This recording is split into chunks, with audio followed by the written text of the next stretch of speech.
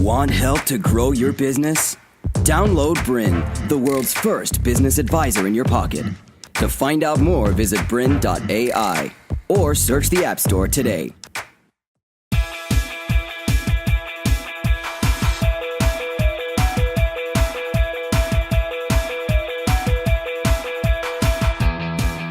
Hi, and welcome to another episode of Grow Your Business. I'm your host today, Megan Donnelley, CEO of Radframe, and I'm going to be talking to you about how to apply lean startup practices to stay relevant and competitive. Before we get started, I'd just like to provide a quick overview of what we're going to be covering today. I'll start by explaining why a new approach is needed when we're innovating. Then I'll introduce and just give you a high-level overview of the lean startup before diving into the phases of the lean startup. And then I'll provide some practical tools that you can apply in your business, along with some case studies and examples. And then I'll wrap up with some key takeaways for you. Now, why do we need a new approach when we're innovating? So conventional methods are suboptimal in a world where we're experiencing rapid change. And this rapid change is becoming the new norm. It's affecting everyone from small to medium enterprises to fast-growing tech startups, all the way through to the large listed companies. And as you can see here, in the last 15 years, 52% of the Fortune 500 companies have actually disappeared. Life expectancy of these organisations is going from 75 years down to 15 years. So everyone's being affected by this rapid rate of change.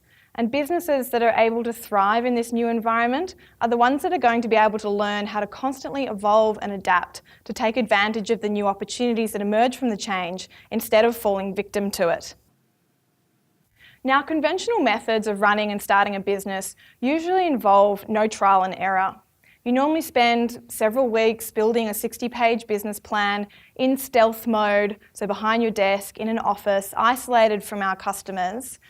And all these forecasts are built on past data and sort of static research. So after many months of building your product and your business case, the product is finally released into the hands of the customer, only to find out it's not actually what customers want, or new competitors have emerged, and the original opportunity has either morphed or completely disappeared. And the unfortunate truth actually is that 98% of new ventures fail, and of those, 42% because there's no market need. Of the companies that are successful, 66% report drastically changing what they were doing along the way. This high rate of failure is normally due to new ventures being packed full of assumptions about what their customers care about and want. And this is really typical of products that are built in stealth mode, isolated from the people that matter most, which is your customers. So unfortunately, these conventional methods actually just give us a false sense of control and certainty, and delay when we actually have to face all the unknowns. And we delay it to a point where we've already invested so much time and money into building this new product or solution, only to have the high risk of failure hit us way down the line. In reality, we need to actually pull all the uncertainties and unknowns up to the front and embrace them early. And Lean Startup provides an alternative and a way of actually doing this. Lean Startup provides us a way to minimise the risk of expensive failure by treating the pursuit of a new business model like a scientific experiment. It helps us to identify the risks and assumptions and the guesses that we're making that underpin most new ventures or product lines or services, convert them into hypotheses, if I can take you back to high school science, against which we run fast and cheap experiments to either prove or disprove our initial thinking behind the business model.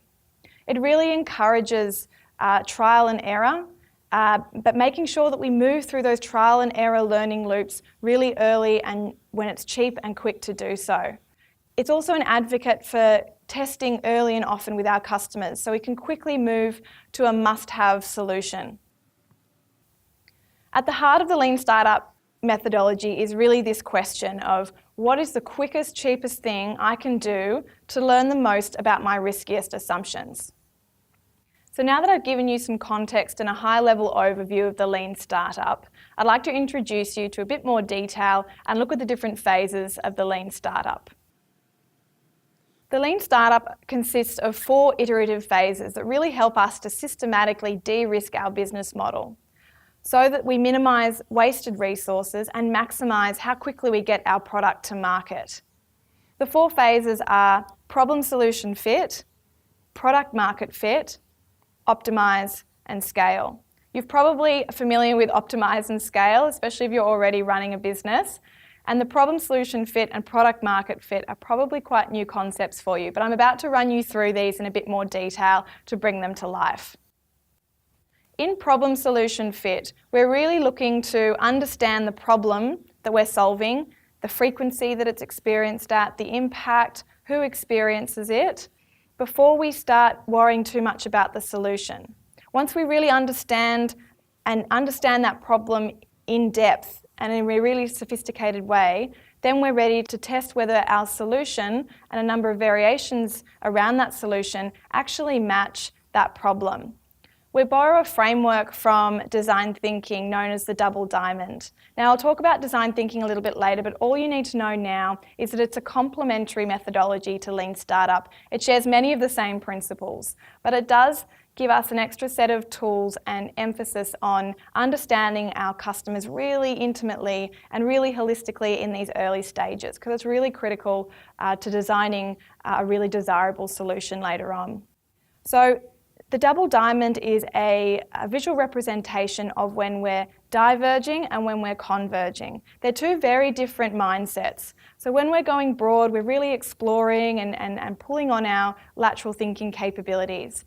And then after that, we typically have to follow that with converging. So thinking through analysis and synthesizing down to a narrower set of options so that we can stay focused and move forward. So the first part of the double diamond is looking at problem discovery. So when we first start out, we want to go and test whether the problems we think our customers have actually do have them and the context around those problems. So when I'm talking about context, I mean what routines, what decision-making processes do our customers go through, who influences them, their desires, their goals. So really understanding the context in which those problems operate. And by doing that, we're able to design a much better experience and solution for our customers. You'll end up going really broad, and you do need to narrow down and identify, with the help of our customers' input, what's the problem we're solving? What's the most critical, most severely felt problem that we want to be solving for initially? That's our problem we're solving. Once we have our problem we're solving, we're ready to enter the next part of the double diamond. Again, we're going to go broad and explore a number of different options and solutions. Now, you've probably come at the Lean Startup with a solution hunch or an idea already, and that's completely fine, but try and generate some other options and variations that go along with that, because you don't want to become wedded to that one idea, and you want to give your customers some options. But again, even when we're going broad again on the solution, we then need to, with the help of our customer feedback, narrow back down and be able to define quite crisply what are the top 3 to 4 features of a single solution that best matches our customers' problems and can solve them better than the existing alternatives that our customers may be using. Once we've got to that point, we can move out of problem solution fit and into product market fit stage. Now, the product market fit stage is all about figuring out, can you build a sustainable and viable business model around this solution? So we're looking to find evidence and data for the following questions. Will customers pay? Can I get traction with customers? And by traction, I mean, can I activate my customers and retain them? Who is most in need of my solution? And is the cost of acquiring and reaching my customers viable? To do this, we use something called a minimum viable product, which I'll come back to later. The minimum viable product is really core to the Lean Startup. So once we've moved through those first 2 phases, we can then enter the optimise and scale. But the common mistake is that we jump too quickly into optimise and scale and try and polish a product, as I said before, in stealth mode without actually getting out into the market in front of our customers and making those mistakes and trial and error early on, which is what the first 2 phases of the Lean Startup really advocates for. You can see all the arrows around this process, and they're indicating that it's a really iterative process. So you will make mistakes. It's an inevitable part of the process. But we want to do them early on, as I said again, when it's cheap and quick to do so, before you've invested too much time and money into the product or the business model. So in essence, a lean startup really helps us to take the right action at the right time, which helps us to avoid wasting time and money working on the wrong things.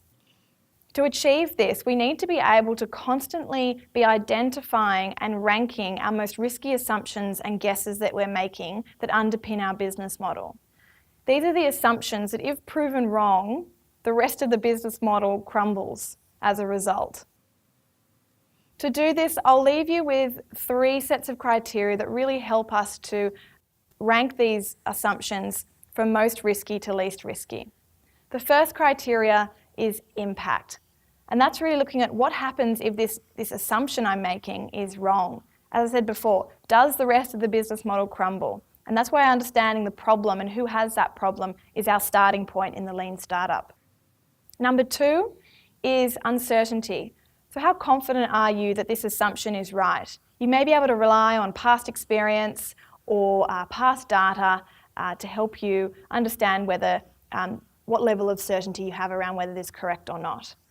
And the third one of ease of measuring is really the last set of criteria that, if the other 2 being equal, you can rely on the third, which is really looking at how easy and cheap is it to measure and gather the data that you need for this assumption to prove or disprove it. Again, it's quite difficult to track all our assumptions that we're making and guesses across a business model when there's so many moving parts. Lean Startup recognises this, and one of the core tools that I'm about to introduce you to is called the Lean Canvas. So the Lean Canvas was created by a guy called Maurya, and it was created to replace the 60-page business plan. What it does, it deconstructs a business into 9 really critical segments and puts it all on one page. In this regard, it really helps us keep track of our risky assumptions, but also the evolution of our business model as we experiment and learn and build that learning into our business model. You'll come back to your Lean Canvas many, many times over to refine and improve it. So it needs to be in quite a simple format. It's actually experienced widespread adoption. To continue enjoying this presentation, download BRiN, the world's first business advisor in your pocket. To find out more, visit BRiN.ai or search the App Store today.